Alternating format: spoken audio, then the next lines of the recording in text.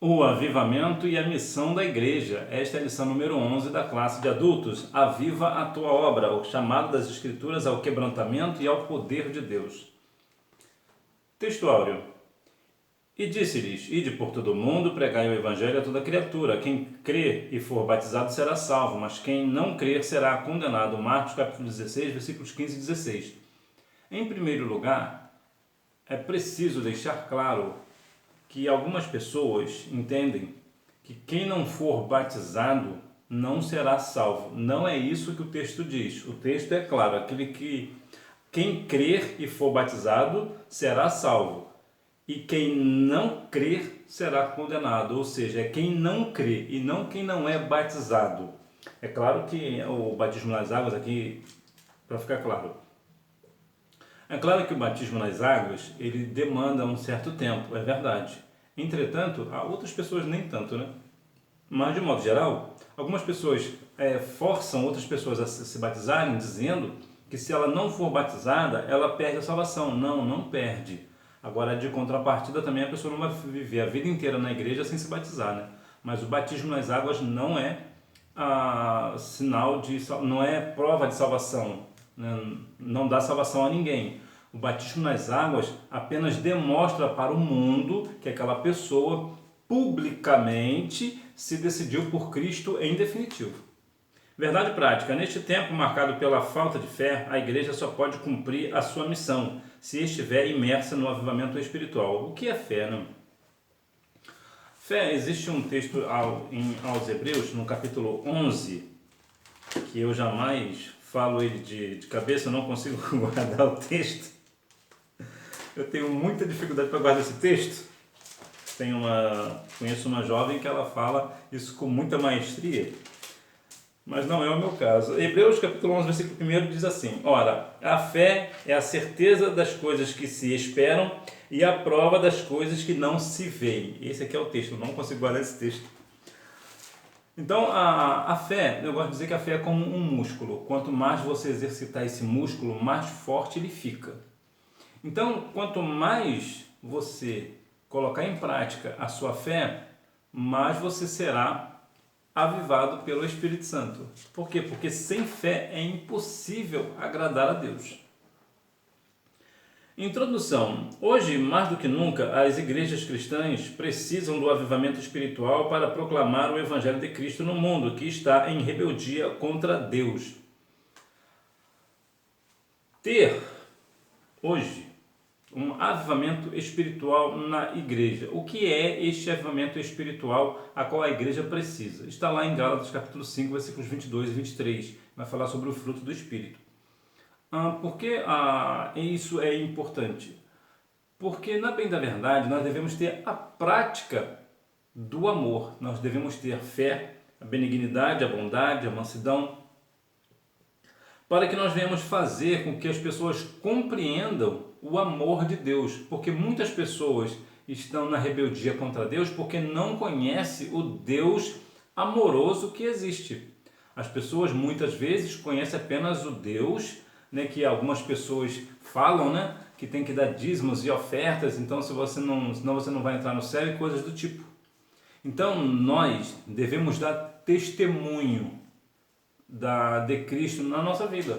Porque se o meu vizinho me ver e ver que eu sou uma pessoa que vou à igreja, mas não vivo os princípios bíblicos, eu estou dizendo para ele que ele não precisa andar corretamente com os textos bíblicos. Ele pode andar da forma que ele quiser. Há até algumas pessoas que dizem que para ser cristão igual fulano, eu prefiro ficar aqui no mundo mesmo. E isso é triste nós ouvirmos. Então, qual é o avivamento espiritual que a igreja tem que ter? Viver uma vida de testemunho na presença do Senhor. Viver uma vida de obediência, uma vida de valores cristãos bíblicos verdadeiros, genuínos, para que assim venha a ser testemunho. Conheço uma pessoa que professa uma outra fé, que tem uma pessoa que ela fala: qualquer pessoa pode vir falar de Jesus para mim, menos essa pessoa aqui, porque essa pessoa eu tenho mais autoridade para falar de Deus do que esta pessoa. E isso é triste para a gente ouvir. Isso é triste. Por quê? Porque as pessoas não se dão não dão testemunho da verdade. Falam que, como eu gosto de dizer, né, é crente que é crente. Então, infelizmente, nós vivemos, a igreja no geral, né? Nós não, a igreja no geral, vamos colocar aqui todo mundo no mesmo balaio.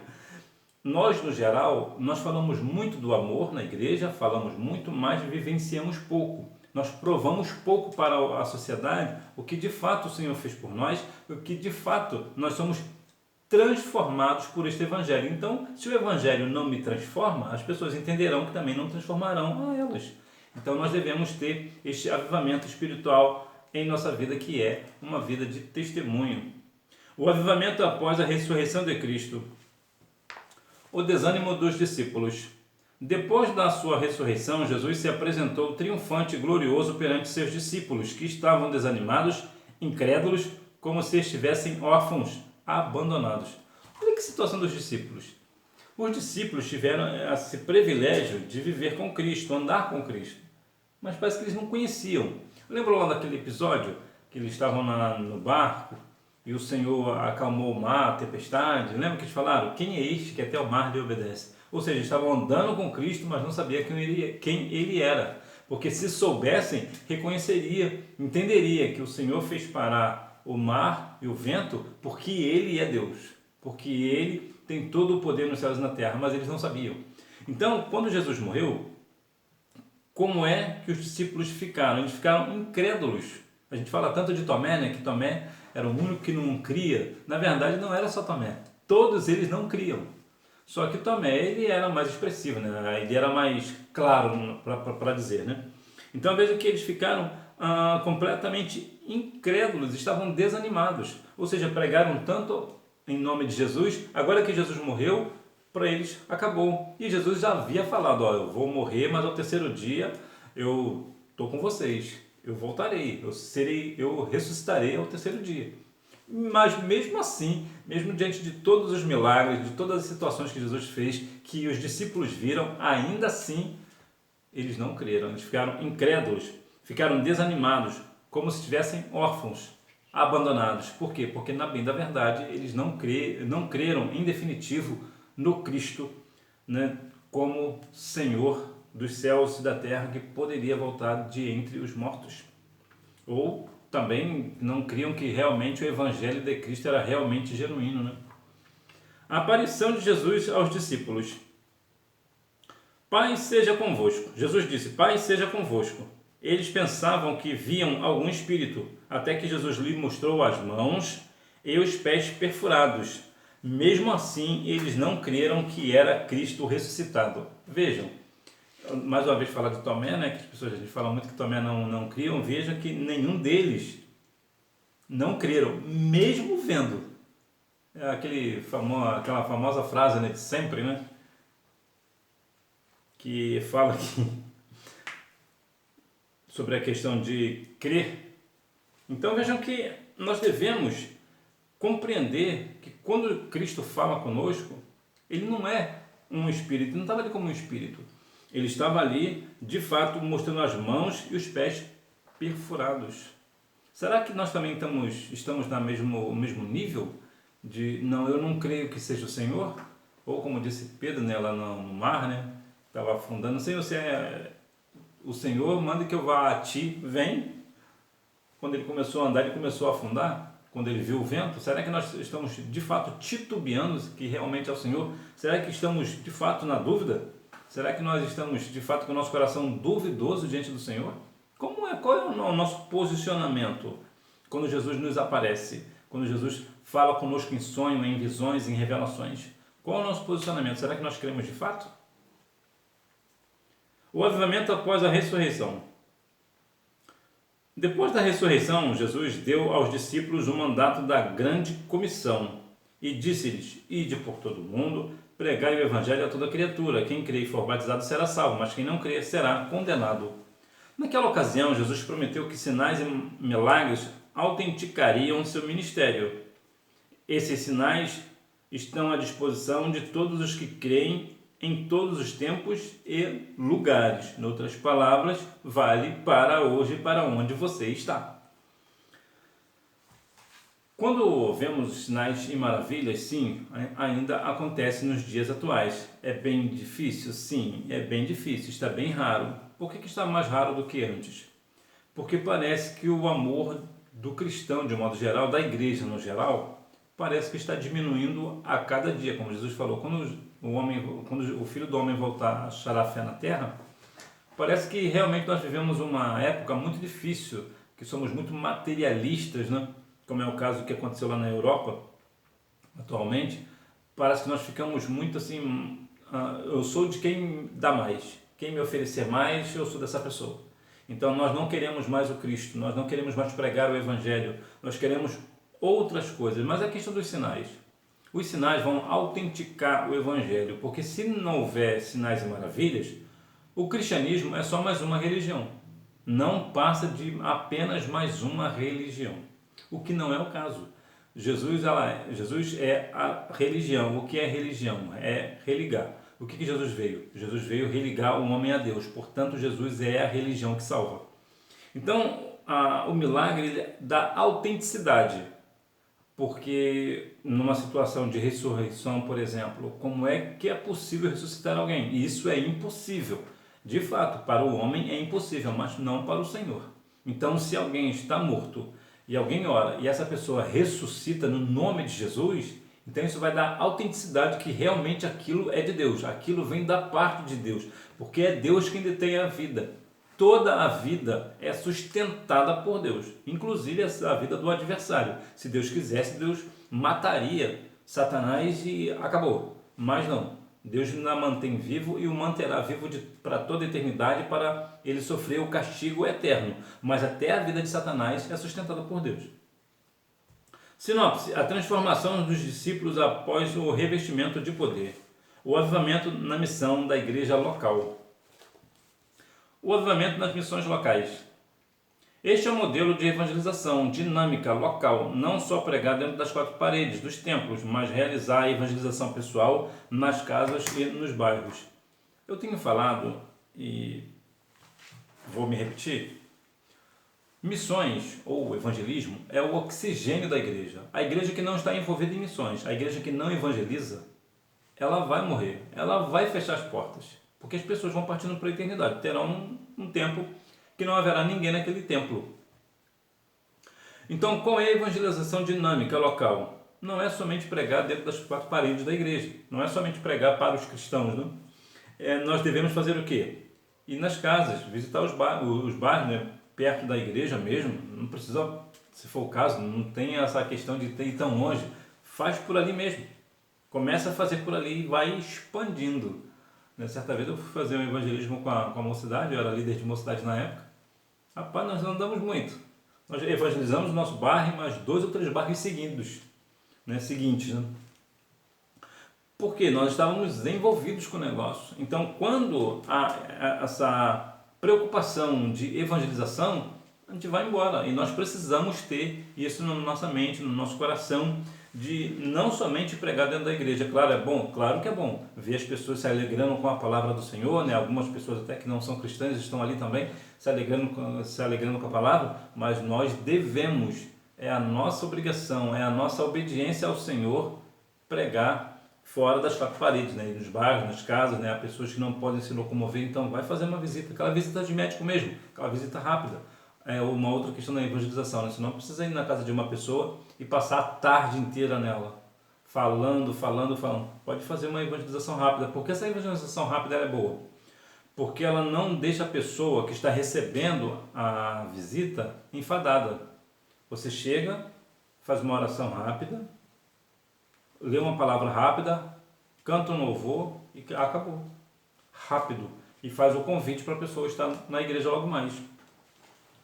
Isso é a dinâmica, é rápido, porque há pessoas que vão para a casa das pessoas e ficam a tarde inteira, para estar esperando um lanchinho, né? Não é assim, porque a pessoa que está recebendo, ela fica enfadada, porque ela tem os seus afazeres, né? E também evitar fazer o evangelismo, a não ser se for uma coisa assim, muito extraordinária, na hora do almoço, porque também não dá, né? Você não vai chegar na hora do almoço na casa de alguém, né? A não ser se for uma coisa assim, muito específica, né? Talvez a pessoa só tenha aquele horário e pediu para você ir naquele horário, aí é uma outra questão, mas evita, porque para não ser inconveniente. Então essa é a dinâmica das missões locais. O avivamento nas missões regionais. Podemos dizer que a missão regional é aquela realizada em locais mais distantes do centro de ação inicial, num estado brasileiro, há diversos municípios ou cidades no interior. Ou seja, a gente estava falando aqui sobre a questão da igreja local, né, do bairro local ali, mas também há aquela questão das missões regionais. Você vai saindo um pouco mais do seu bairro, vai indo mais para a cidade, talvez até mais para o interior, ou ambos, né? E faz o mesmo trabalho de evangelização. É também importante, eu passei uma situação assim muito apertada, que nesse dia que nós fomos fazer um evangelismo como cidade, nós visitamos 3 bairros, andamos bem até, mas teve uma situação que me marcou muito, porque nós chegamos na casa de uma pessoa e quando nós fomos falar para essa pessoa era surda e muda, e nós não sabíamos a língua de sinais, né, os sinais. Isso nos deixou muito constrangido, porque a gente não conseguiu falar do amor de Cristo para aquela pessoa, porque nós não sabíamos, né, a linguagem de sinais. Então é importante, se a pessoa tiver essa possibilidade, a pessoa que pode fazer, é bom também fazer junto no evangelismo, para acontecer, de repente acontecer de encontrar uma pessoa que não sabe, não fala e não ouve, né, também tem essa dinâmica de poder saber do evangelho mesmo assim pela linguagem de sinais. Mas é importante que também nós vamos ganhar os bairros, as cidades, os interiores e vamos indo. Missões regionais atualmente. Ora, ainda desfrutamos de liberdade constitucional para expressar nossa fé e proclamar o evangelho a toda criatura, em todos os lugares, estados, cidades e distritos. Oremos para que o Brasil seja de fato uma nação que se renda a Cristo. O que é isso? O Brasil é um estado laico, ou seja, o Brasil laico quer dizer, a grosso modo, quer dizer que nós podemos falar de qualquer religião. Qualquer pessoa que chegar aqui pode disseminar qualquer religião. O Brasil não dá liberdade de expressão, né, religiosa, vamos assim dizer, para ficar claro. Então nós temos, constitucionalmente falando, nós temos essa liberdade de falar do Evangelho, assim como outra pessoa também tem a disponibilidade de falar da sua outra religião, seja lá qual for. No Brasil existem 2.240 religiões. Então veja que nós devemos aproveitar que nós não somos perseguidos nesse sentido e proclamar o Evangelho. É claro que haverá situações específicas, né, pontuais, de que você vai fazer um evangelismo e as pessoas vão fazer coisas absurdas. É completamente notório isso. Nós precisamos ser maduros a ponto de compreender que quando nós vamos falar do Evangelho, acontecerá de tudo, perseguições, tudo, apesar do Brasil ser um país laico. Nós precisamos compreender esse negócio porque é bíblico. A Bíblia nos diz que vai ser assim, que será assim. Então nós devemos ter o que? Maturidade. Mas ainda que o cristianismo venha a ser perseguido, nós como cristãos, nós não devemos perseguir a religião alheia. Nós não devemos. Não é que nós não vamos falar do evangelho para outras pessoas, né, para as outras religiões, mas nós não devemos nos portar como outras pessoas perseguidores. Nós não devemos, o cristão ele é perseguido, mas não persegue ninguém. O resumo é esse daqui. Sinopse: uma igreja avivada demonstra que o Pentecostes está ativo em sua prática missionária. Portanto, vamos continuar evangelizando. O avivamento e as missões transculturais. Primeira igreja missionária. Por causa do crescimento da igreja em Antioquia, os discípulos mandaram para lá, por causa do crescimento da igreja em Antioquia, os discípulos mandaram para lá Barnabé. Aquela igreja tornou-se a primeira igreja missionária. Barnabé e Saulo foram os primeiros missionários enviados para as missões transculturais. Foi através de Paulo que a Europa pré-cristã se tornou um continente cristão. Veja aqui um ponto interessante. Antioquia foi a primeira igreja missionária, que se tem notícia, né? Foi ela e ponto. E aqui no caso Barnabé e Saulo fizeram essa questão da evangelização na Europa. A grosso modo, eles saíram de onde estavam e ganharam a Europa. Nós veremos que a Europa, na verdade, hoje está completamente decadente no sentido do Evangelho, mas na época ela era muito bem vista, a Europa aceitava bem o Evangelho. Pois bem, evangelização e decadência espiritual da Europa. Por falta de amor e interesse pela evangelização constante e intensiva, a Europa, que deu tantos missionários ao mundo se transformou em pós-cristão, tornando-se um dos lugares mais carentes do Evangelho de Cristo no mundo. E por que isso? Uma das coisas, talvez seja o principal ponto da questão da Europa, foi porque os europeus, de modo geral, ficaram muito materialistas.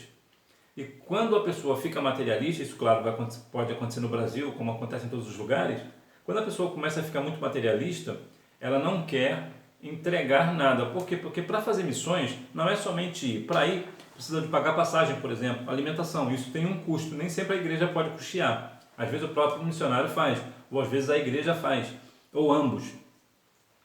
Então o que acontece? Como o missionário, talvez a igreja está começando a ficar materialista, só pensa no dinheiro, que é a questão dos dízimos e ofertas, né, e ofertas ousadas e tudo mais, essa questão de missões vai ficando de lado. Então a igreja vai sofrendo. Então talvez seja o caso da Europa, porque ficaram muito materialistas, deixaram de enviar missionários, deixaram de proclamar o Evangelho, deixaram de ser cristãos na verdade, né? Então, se uma pessoa não é cristã, como é que ela vai enviar missionários se ela não é, nem ela mesma é cristã, né? Então talvez isso seja o ponto principal da Europa. E nós devemos ter muito cuidado para que isso também não venha acontecer conosco. Porque, na bem da verdade, nós sabemos que quem não quer uma vida de conforto, quem não quer ter um carro do ano, por exemplo, ou um iate, né? Mas nós não devemos ficar presos a questões materialistas. Vamos nos lembrar de Jó, que é um homem riquíssimo, mas a sua fé, a sua segurança estava no Senhor, apesar das diversidades que passou. Clamou pelo avivamento espiritual. As missões transculturais são as atividades missionárias que cumprem a última etapa da missão da igreja, até aos confins da terra. Elas concretizam o ide imperativo de Jesus, que ordenou seus discípulos a irem por todo o mundo e pregarem o evangelho a toda criatura. Ou seja, aqui já é uma questão mais de mundo, né? Aqui nós já vamos ampliar a questão. A gente estava no bairro, fomos para a cidade, fomos para o interior, né? Demos um pulinho na Europa e agora vamos pegar o mundo inteiro. Então, isso aqui é até os confins da Terra. O que é os confins da Terra? É lá longe mesmo, lá onde ninguém lembra o nome mais, onde ninguém vai, onde ninguém aparece. É lá que nós devemos ir também. Não, mas ninguém vem aqui, justamente porque ninguém vai, é que nós iremos. Então, nós devemos ter muito esse cuidado de ir além, que nós chamamos das missões transculturais, ou seja, é uma outra cultura, ou seja, é um outro país, é um outro idioma, é uma outra situação, são outros costumes, são outras culturas, por isso transculturais. Então, nós devemos fazer isso, claro, desde quando possível, né? Nós também não podemos fazer algo que não está em nosso alcance, mas nós devemos, dentro das nossas possibilidades, enviar missionários a fazer missões em outros países, até porque a experiência é muito interessante. É bastante interessante enviar pessoas para outro país, é algo bastante interessante. E é de um aprendizado extraordinário, é algo fantástico, que você vê de fato o Senhor fazendo uma obra extraordinária através daquilo que você fez, daquilo que você enviou. Você enviou uma pessoa e Deus transformou outras pessoas através da pessoa que você enviou. É algo extraordinário, é algo que não tem preço, mas tem muito valor. Sinopse: o avivamento é crucial para levar o evangelho até aos confins da terra. Conclusão: os cristãos avivados demonstram compromisso com Deus, com Cristo e com a missão da igreja. Eles têm amor pela obra de Deus e cooperam com a evangelização local, regional e transcultural. Em várias igrejas cristãs, mesmo no século da falta de fé, há demonstração de avivamento espiritual com as manifestações dos dons do Espírito Santo e o fervor na busca pelas almas perdidas. Essa é a missão maior da igreja do Senhor Jesus Cristo. Qual é a maior missão? Pregar o evangelho a toda criatura. Nós devemos estarmos empenhados para continuar pregando o evangelho em tempo e fora de tempo. Vamos falar com um amigo meu que é pastor. Tem pessoas que é tão missionária que não pode ver uma poça que já lança um anzol para ver se pega um barrigudinho. Barrigudinho é um peixe bem miúdo, que não tem nenhum valor comercial. Então ele diz que é uma pessoa que qualquer lugar que ele vê, ele quer falar da palavra. E esse que é o missionário raiz, né? Esse é uma coisa extraordinária. Deixa eu te falar uma coisa sobre missões que eu acho muito curiosa. Nós falamos muito do missionário, né? Nós falamos muito que o missionário aqui, o missionário lá, nós falamos muito no masculino. Mas você sabia que 70% das missões no mundo inteiro são feitas por elas? É exatamente. As mulheres, de cada 10 missionários, 7 são mulheres. E que Deus em Cristo continue abençoando a sua vida. Eu vou deixar aqui o resumo, né?